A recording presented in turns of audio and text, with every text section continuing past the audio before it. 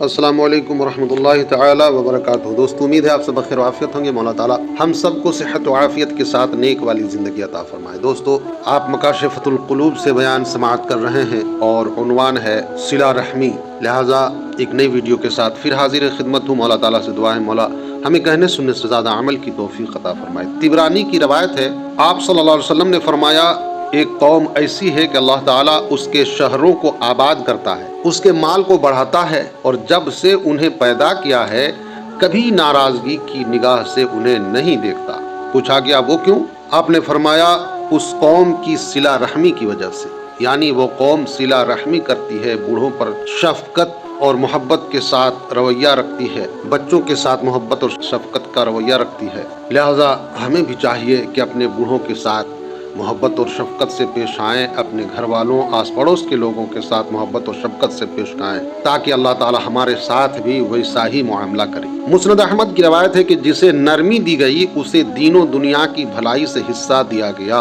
اچھی ہمسائیگی اور حسن خلق کا نتیجہ شہروں کی آبادی اور عمروں کی درازی ہے۔ سبحان اللہ۔ ابو الشیخ ابن حبان اور بحقی کی روایت ہے، صحابہ کرام نے سوال کیا، یا رسول اللہ، سب سے بہتر انسان کون سا ہے؟ آپ نے فرمایا، رب سے زیادہ ڈرنے والا، زیادہ صلہ رحمی کرنے والا، اور نیکیوں کا حکم دینے والا، برائیوں سے روکنے والا۔ سبحان اللہ۔ طبرانی کی روایت ہے، حضرت ابو ذر رضی اللہ تعالی عنہ کہتے ہیں کہ مجھے میرے حبیب صلی اللہ علیہ وسلم نے چند اچھی چیزوں کی وصیت فرمائی، اور وہ یہ ہیں، میں اپنے سے اوپر والے کو نہیں بلکہ نیچے والے کو دیکھوں، میں یتیموں سے محبت رکھوں اور ان سے قریب رہوں، میں صلہ رحمی کروں اگرچہ رشتہ دار پیٹ پھیر جائیں، اللہ تعالیٰ کے معاملے میں کسی سے نہ ڈروں، سچی بات اگرچہ تلخ ہو میں کہتا رہوں، لا حول ولا قوت الا باللہ کثرت سے پڑھتا رہوں، کیونکہ یہ جنت کا خزانہ ہے۔ سبحان اللہ۔ صحیحین کی روایت ہے،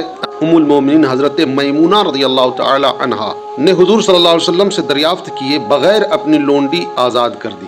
جب حضور صلی اللہ علیہ وسلم ان کے یہاں تشریف لائے تو انہوں نے کہا، یا رسول اللہ، آپ کو معلوم ہے میں نے اپنی لونڈی کو آزاد کر دیا ہے۔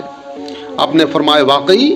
عرض کی، جی ہاں۔ آپ نے فرمایا، اگر تم وہ لونڈی اپنے خالہ زاد کو دے دیتی تو تمہیں بہت زیادہ ثواب ملتا۔ سبحان اللہ۔ ابن حبان اور حاکم کی روایت ہے کہ حضور صلی اللہ علیہ وسلم کی بارگاہ میں ایک شخص حاضر ہوا اور کہا کہ میں نے بہت بڑا گناہ کیا ہے، توبہ کی کوئی صورت ہے؟ بتلائیے۔ آپ صلی اللہ علیہ وسلم نے پوچھا، تیری ماں زندہ ہے؟ کہا نہیں۔ آپ نے پھر پوچھا، تمہاری خالہ زندہ ہے؟ عرض کی، ہاں یا رسول اللہ۔ فرمایا، جاؤ اور اس کی خدمت کرو، یہی صلہ رحمی ہے۔ سبحان اللہ، سبحان اللہ۔ آج ہمیں خالہ تو چھوڑ دیجئے دوستو، اپنی ماں، اپنا باپ گھر میں موجود رہتے ہوئے یہ سعادت نصیب نہیں ہوتی۔ دوستو، اپنے والدین کی خدمت کرو، صلہ رحمی ان کے ساتھ کرو۔ بخاری وغیرہ میں ہے، صلہ رحمی یہ نہیں کہ ملنے جلنے والے رشتہ داروں سے میل ملاپ برقرار رکھے، بلکہ صلہ رحمی یہ ہے کہ جو رشتہ دار تعلقات منقطع کر چکے ہیں ان سے بھی میل ملاپ برقرار رکھے۔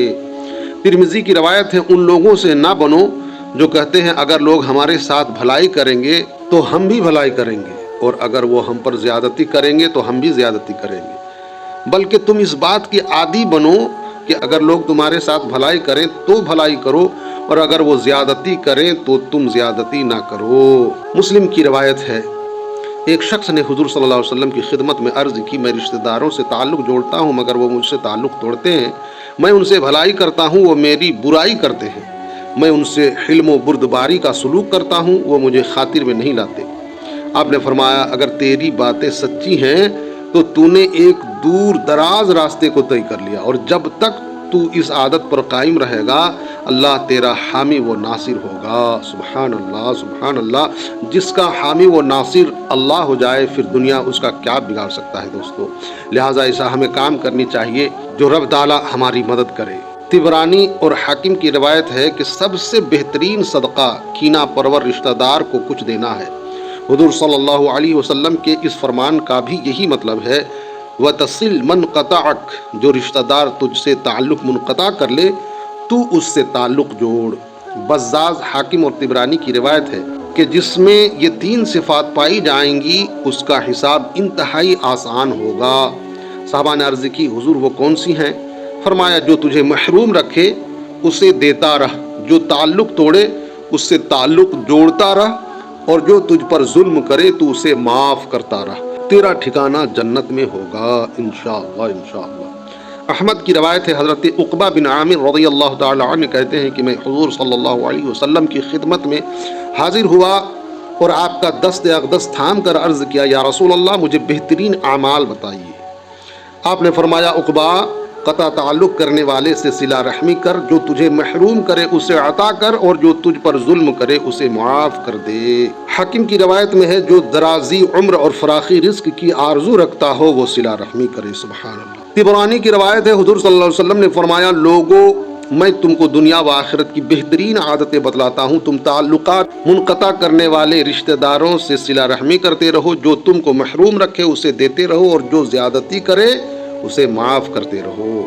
طبرانی کی روایت ہے، آپ نے فرمایا، قطع تعلق کرنے والوں سے صلہ رحمی کر، محروم کرنے والے کو عطا کر، اور جو تجھے گالیاں دیں اسے درگزر کر، یعنی معاف کر دے۔ بزاز کی روایت ہے، نبی کریم صلی اللہ علیہ وسلم نے فرمایا، میں تمہیں اس چیز کی خبر نہ دوں جس سے اللہ تعالیٰ عزت دیتا ہے اور درجات بلند کرتا ہے؟ صحابہ کرام نے عرض کیا، ضرور بتلائیے یا رسول اللہ صلی اللہ علیہ وسلم۔ آپ نے فرمایا، جو تجھ سے اعراض کرے اسے درگزر کر، جس نے تم پر ظلم کیا اسے معاف کر دو، جس نے تم کو محروم کیا اسے عطا کرو، اور جس نے تعلقات ختم کیے اس سے تعلقات استوار کرو۔ سبحان اللہ۔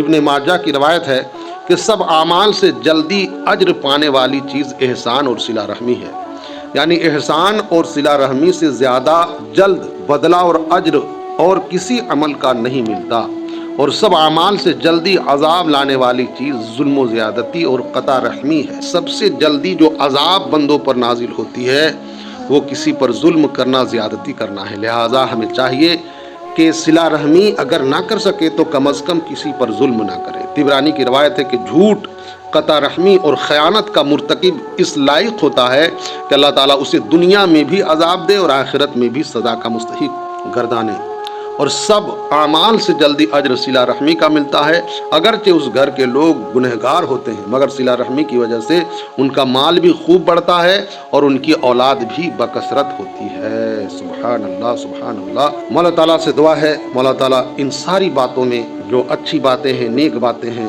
ان باتوں پر ہمیں عمل کی توفیق عطا فرمائے، برے اعمال و افعال سے بچائے۔ مولا آپ سب کو دنیا و آخرت کی تمام تر بھلائیاں نصیب کرے۔ مولا ہم سب کو ظالموں، حاسدوں، مکاروں، دھوکے بازوں، چوروں، زناکاروں، شراب خوروں، چگل خوروں، بد نظروں سے محفوظ رکھے، بالخصوص شیطان کے شر سے محفوظ رکھے۔ میرے ویڈیوز دیکھنے سننے کے لیے تہہ دل سے شکریہ، جزاک اللہ۔ میرے ساتھ جڑے رہیں، مولا تعالی ہم سب کا حامی و ناصر ہو۔ انشاءاللہ حیات باقی رہی تو پھر ایک نئی ویڈیو کے ساتھ حاضر آؤں گا۔ اس طرح کی دینی اور اچھی ویڈیوز بر وقت پانے کے لیے مجھے فیس بک، انسٹاگرام اور ٹیلی گرام میں فالو کریں۔ میرے یوٹیوب چینل روحانی غذا کو سبسکرائب کریں، بیل آئیکن آل پر پریس کریں۔ خدا حافظ، فی امان اللہ۔ السلام علیکم ورحمۃ اللہ تعالی وبرکاتہ۔